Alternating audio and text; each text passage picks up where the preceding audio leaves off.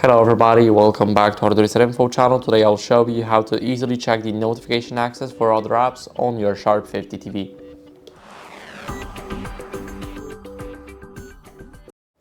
So first let's start off by going to all settings. Now scroll down until you guys see privacy and go over to the special app access.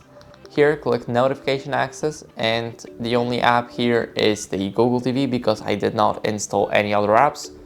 And here Google TV is required by system, so we cannot change that. But if you installed an app on your TV, then you should be able to change the notification access right here. I didn't, so I don't have any other apps, but if you do, then you could change it right here. So thank you guys for watching. Make sure to leave a like, subscribe, and comment. Bye.